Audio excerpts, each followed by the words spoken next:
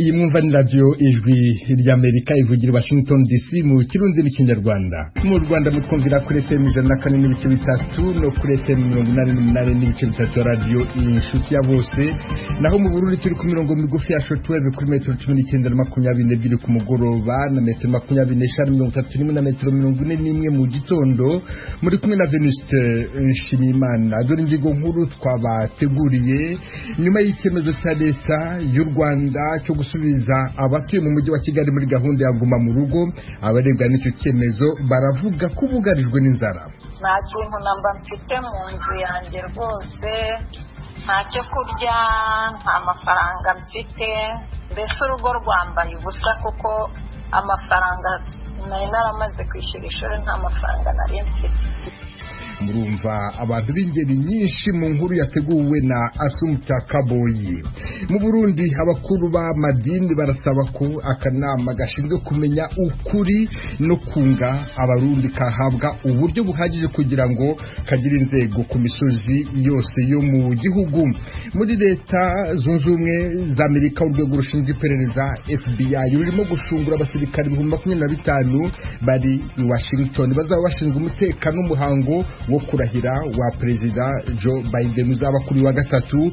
Ni mu gihe hari impungenge ko muri abo bashinzwe umutekano hari abashobora kuhungabanya. Mugume ku maradiyo yanyu. Duhere ku makuru avugwa hirya no hino ku isi mwateguriwe kandi mugezwaho na Aloyse Bigirimana.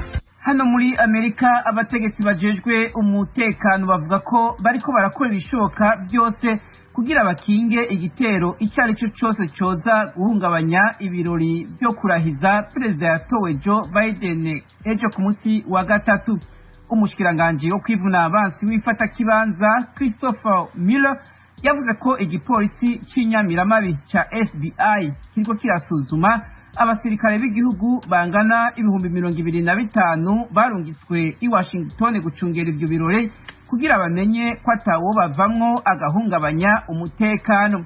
Raporo z'abajejwe iperereza zivuga ko bamwe bakunze gukora imyerekano bagifise mu mutwe wabo ko Perezida Donald Trump yibwe amatora kandi bameze magabo ngo baburizemwo irahira hamwe n'ibindi birori biriherekeza. Ibirori by'irahira rya Biden bizokorwa kandi no mu mareta 50 agize leta z'ubumwe za Amerika. Muri Afrika abaroberi barishe ejo ku munsi wa mbere abasirikare babiri bo mu nteko za ONU zagiye kubungabunga umutekano muri Central Africa.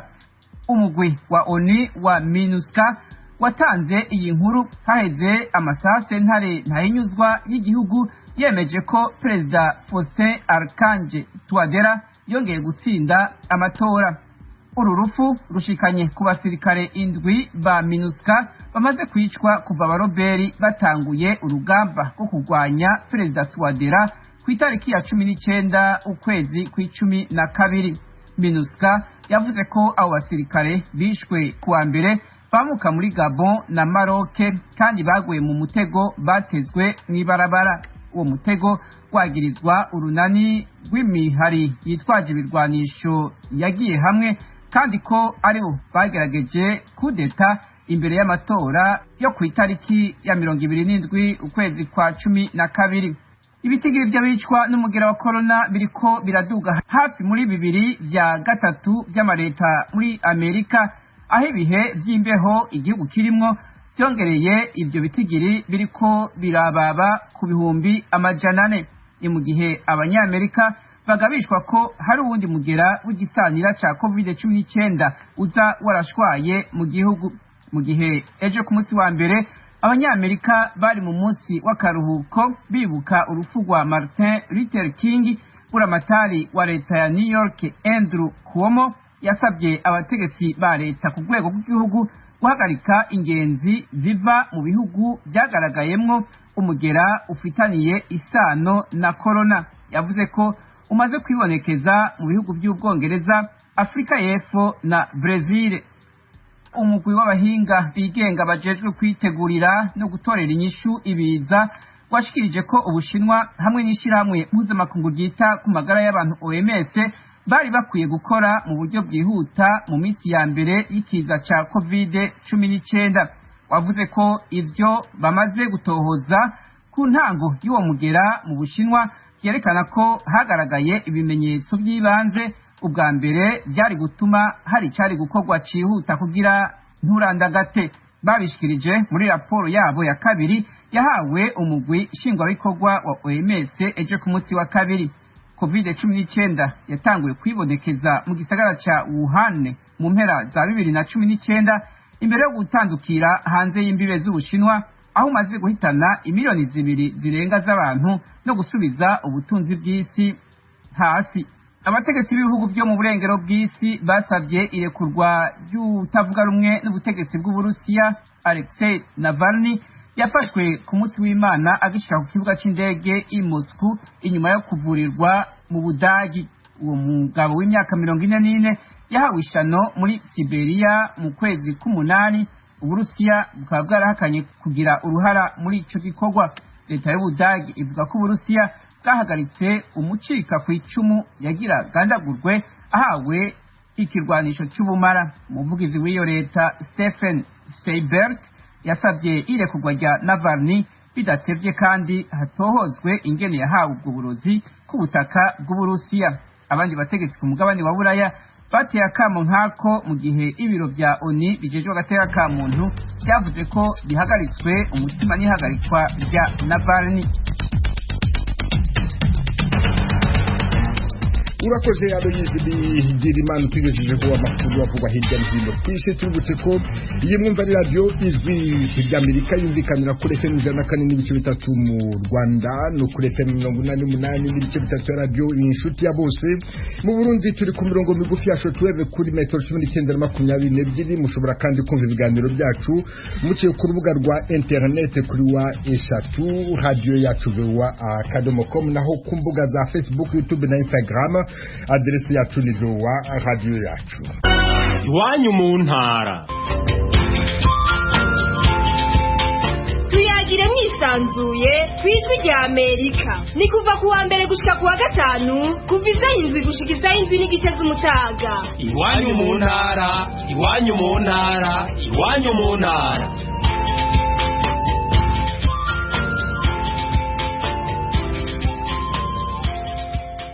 Mu Rwanda kuba kuri wa kabiri abatuye mu murwa mukuru Kigali basubijwe muri gahunda ya guma mu rugo kubera icyorezo cya COVID-19. Ibi byemejwe n'inama y'abaminisitiri yateranye ku mugoroba wo kuri uyu wa mbere i Kigali. Inkuru irambuye Eric Bagirubusa. Ukurikije ibikubiye mu itangazo ry'inama y'abaminisitiri yateranye ku mugoroba wo kuri uyu wa mbere, isobanura ko gahunda ya guma mu rugo ku batuye umujyi wa Kigali yashingiye ku mubare munini w'ubwiyongere bw'ubwandu bwa COVID-19 ugaragara mu murwa mukuru w'u Rwanda. Inama y'abaminisitiri yemeje ko guma mu rugo muri Kigali ari ngombwa mu rwego rwo guhangana n'iki cyorezo nk'uko bisobanurwa na muganga Daniel Ngamije utegeka Minisiteri y'Ubuzima mu Rwanda. Habagaho kwanduzanya. Ubu rero uwanduye turashaka ko aguma mu rugo, kuko dufite abantu benshi no mu mujyi wa Kigali. Mu isuzuma twakoze twasanze hari abantu basaga 20% mu bantu 1500 twasuzumye bari bafite ibimenyetso byerekana mu maraso yabo yuko banduye. Bamwe ntibamenya ko bananduye, bararwara, bagira ibimenyetso byoroshye, babyita grippe, buriya barakira, ariko ubwo birumvikane ko hari abo bandi banduje. Minisiteri y'Ubuzima iravuga ko mu minsi 50 ishize 46% by'abarwayi babonetse muri icyo gihe, naho mu bamaze gupfa bose 65% bapfuye muri icyo gihe. Minisiteri y'Ubutegetsi bw'Igihugu yo iravuga ko hatagombye kugira uwitwaza ko yatunguwe n'aya mabwiriza, ikavuga ko aho bizaba ngombwa bazafasha abatunguwe n'aya mabwiriza. Professor Anastase Shyaka ategeka Minisiteri y'Ubutegetsi bw'Igihugu. Ubuzima bwacu buraruta kure impamvu iyo ariyo yose yatuma tugomba kugenda, ariko aho buza kuba ari impamvu simusiga, aho ngaho rwose inzego z'ubuyobozi ziteguye dufatanyije n'izindi nzego dukorana, ari polisi, inzego z'ubuzima za hafi aho ari umujyi wa Kigali, turiteguye kuba twakumva abaturage kandi tukabakemurira ibibazo kugira ngo twubahirize aya mabwiriza. Polisi y'u Rwanda nayo ntica ku ruhande kuri aya mabwiriza mashya, ariko igashimangira ko izafasha abatunguwe n'aya mabwiriza. Umuvugizi wa polisi ni CP Jean Bosco Kabera. Guma mu rugo mu mujyi wa Kigali nibe guma mu rugo. Ibisabwa nabyo ku kindi gice cy'igihugu bisabwa abaturage nibabyubahirize. Twavuga rero yuko polisi yiteguye gukora n'inzego zose dukorana buri gihe mu gufasha abo bantu, haba ku munsi w'ejo nazaba bafashe icyemezo cyo gukora ingendo nazo twabagira inama ko zaba ari izangombwa, ibyemezo byatunguye tuzabafasha bajya aho bakwiye kuba bajya muri iyi minsi 15 aho bazayimana mpaka ibyemezo bivuguruwe. Kimwe mu biraje ishinga ubutegetsi bw'u Rwanda no gushyira imbaraga zidasanzwe mu kubona urukingo rwa COVID-19 hisunzwe abandi bafatanyabikorwa. Leta iri gushyira imbaraga zose zishoboka kugira ngo twifashishije inzego z'umuryango w'abibumbye ndetse n'iyindi miyoboro itandukanye tubone urukingo vuba kandi turubone vuba bishoboka. Ntabwo nza kuvugira itariki ahangaha, ariko ikigaragara nuko urukingo turushaka kandi tuza kurubona vuba bishoboka. Muri iguma mu rugo muri Kigali kandi leta yemeje ko izita uko bishoboka ku badafite amikoro nk'uko byagiye bigenda muri guma mu rugo yabanje yari ku gihugu cyose. Nagira ngo mbwire abadukurikiye mu mujyi wa Kigali rwose he kugira ugira ubwoba bw'amafunguro bw'icyamutunga muri ibi byumweru bibiri kubera gahunda ya guma mu rugo. Twateguye uburyo twabikora biratworoheye, hari ibisizi byo twari dufite, hari aho twari tuzi. Icyo dusaba gikomeye nuko batinya covid aho gutinya inzara. Kuva mu mpera z'umwaka ushize w'2020 guverinoma ivuga ko umubare w'abandura n'abahitanwa na COVID-19 ukomeje kwiyongera umunsi ku wundi, ariko umujyi wa Kigali wo wibasiwe kurusha izindi ntara. Wagira ubusa ijwi rya Amerika i Kigali. Abatuye mu mujyi wa Kigali barebwa ni gahunda ya guma mu rugo bayakiriye bate? Abaganire n'ijwi ry'Amerika baravuga ko byari bikwiye ko icyo cyemezo gifatwa kubera ukuzamuka kw'imibare y'abanduye COVID-19, ariko bakavuga ko bahangayikishijwe n'inzara ibugarije i Kigali Asumuta Kaboyi. Abandi bamwe bavuganye n'ijwi ry'Amerika basanzwe bakora imirimo ya nyakabyizi bahembwa kuko babashije kugira icyo bakora. Urumva ko nyine byagutunguye, nabona ejo nari nshitikira kandi narabona giteganyaga. Muri make turya uko twakoze twavuye mu rugo. Uzirinda indwara ariko zicwa n'inzara. Inzara nita kwica uzareba abana utunze ugire stress y'abana ko batariye n'iki.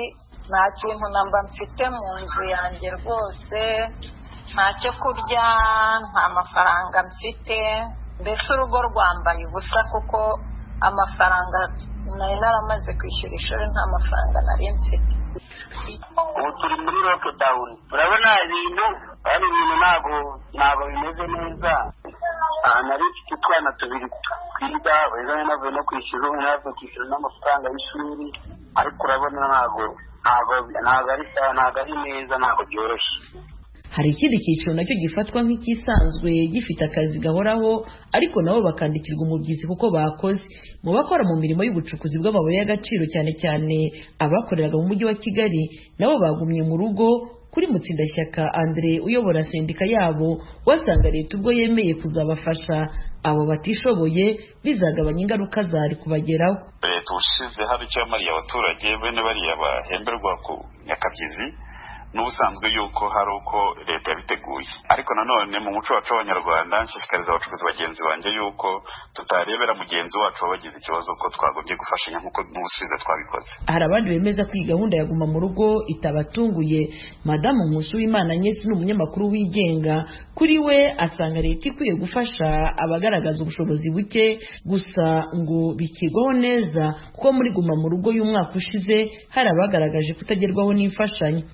Guma mu rugo ntabwo yatunguranye kuko byari bimaze iminsi bigaragara ko imibare iri kuzamuka, ariko nanone ku rundi ruhande navuga ko yatunguranye kuko yari yavuze ko itazongera gufata ingamba zo kubikira abaturage mu rugo kubera ikibazo cyo kubatunga no guhombya leta. Amafaranga yose bari bafite, hari n'abagiye kuguza kugira ngo abana bajye ku mashuri, babagurira n'amayiniforume, ariko ibyo byose byabaye Minisiteri y'Uburezi yatangaje itangazo byarangiye deja bitegura mu gitondo kujya ku ishuri. Ibyo rero nabyo byasigira abaturage ubukene cyane, ubu rubasha no kubona amafaranga yo kugura ibiryo byo kubatunga kubera icyo kibazo. Muri guma mu rugo y'umwaka ushize yabivuze nka none hashira ukwezi ibyo biryo bitaraza, byagiye kuza n'ubundi biramira abantu bake cyane, kandi n'abaturage barakuvuga ngo muri guma mu rugo bushize ibiribwa ntabwo byabagezeho, abayobozi nibo babiryaga, nicyo kibazo abaturage bafite cyane bavuga ngo ubundi ibyo biryo bizaza ryari bizabagera bose. Nyuma y'ibyemezo byari bifashwe n'inama y'abaminisitiri byo kugumisha umujyi wa Kigali muri guma mu rugo, minisitiri w'ubutegetsi bw'igihugu yari atangaje ko abaturage bizagaragara ko bahuye n'inzara leta yiteguye kubatabara. Assunta Kaboyi, Ijwi ry'Amerika, i Kigali.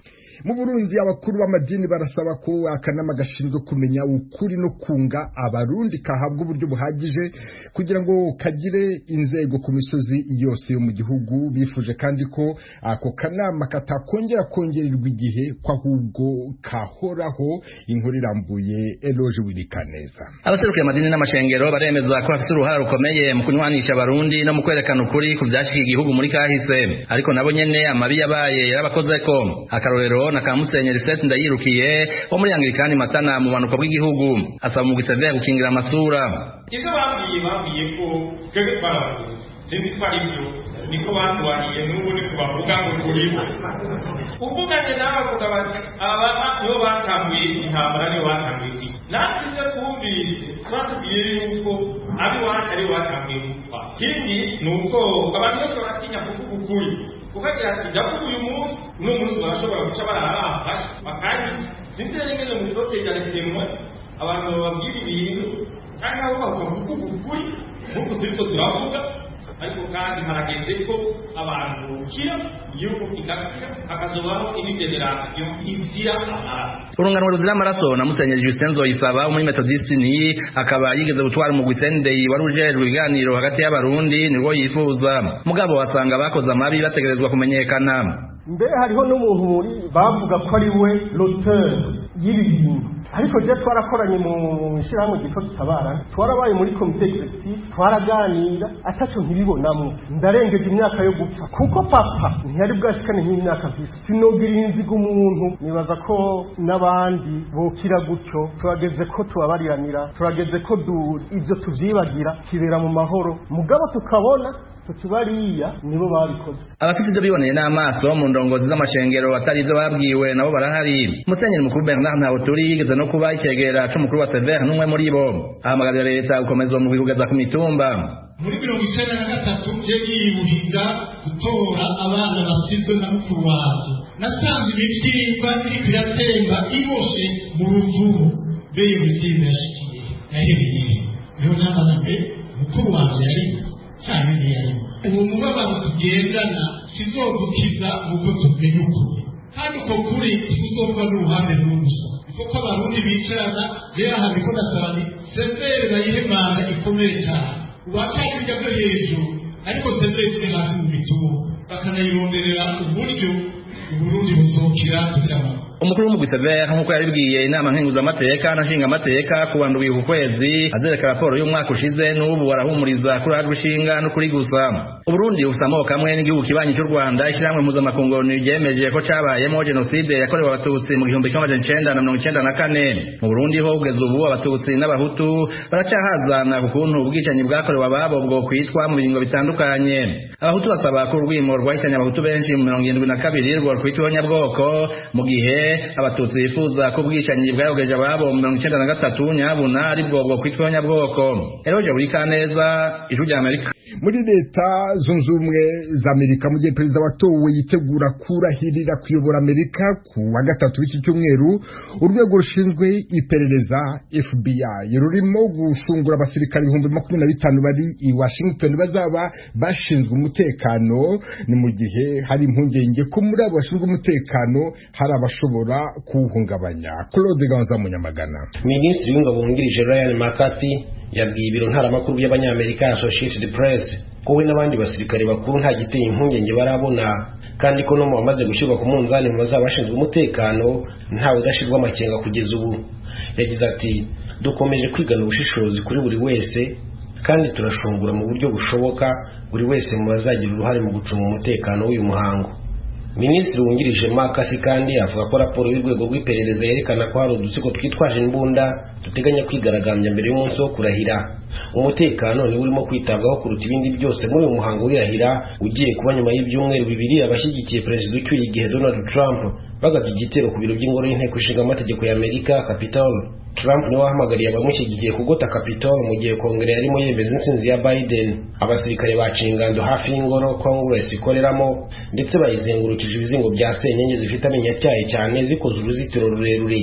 Abategetsi banabaye bafunze n'urubuga rwitwa National Mall rw'i Washington n'imwe mu mihanda yo mu mujyi rwagati. Imihanda ihuza umurwa mukuru na leta ya Virginia nayo irimo gufungwa. Ibihumbi by'abasirikare n'abapolisi bagusa hazabera umuhango w'irahira mu rwego rwo kwirinda ko hazongera gushozwa imvururu nk'izo mu byumweru bibiri bishize. Uretse kuba umutekano wakajijwe ku rwego rwo hejuru, Joe Biden azarahira mu buryo busanzwe bumenyerewe. Kate Bedingfield uzaba ushinzwe itumanaho mu biro bya Perezida Biden yabwiye televiziyo ABC ati biteganyijwe ko perezida watowe azarahira ku itariki 20 z'uku kwezi ashyize ikiganza kuri Bibiliya. Mu kiganiro This Week gica kuri iyi televiziyo, Madame Bedingfield yavuze ko ikipe ya Biden yizeye inzego z'iperereza zimaze umwaka urenga zitegura uko uyu muhango w'irahira wazaba nta kirogoya.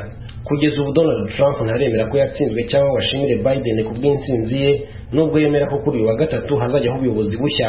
Mu gihe hashize imyaka 160 buri perezida ucyuye igihe yitabira umuhango w'irahira ry'ugiye kumusimbura nk'ikimenyetso cyo guhererekanya ubutegetsi mu mahoro, Trump yavuze ko atazagaragara mu irahira rya Bwana Biden ugiye kumusimbura. Vice Perezida Mike Pence wazitabiriye umuhango.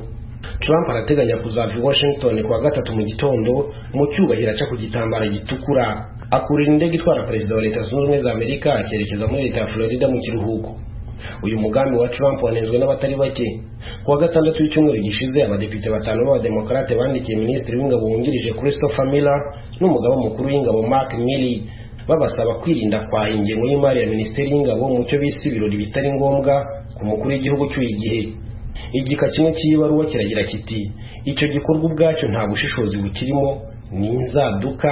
Igikomeye kurushaho gishyira umutekano w'igihugu mu kaga berekeza abakozi n'umutungo byakifashishijwe mu gusigasira umutekano ku ngoro y'inteko ishinga amategeko ya Amerika Capitol, aho inzego zose za leta zizaba ziri, none ngo bijye mu kurinda no gutwara perezida ucyuye igihe.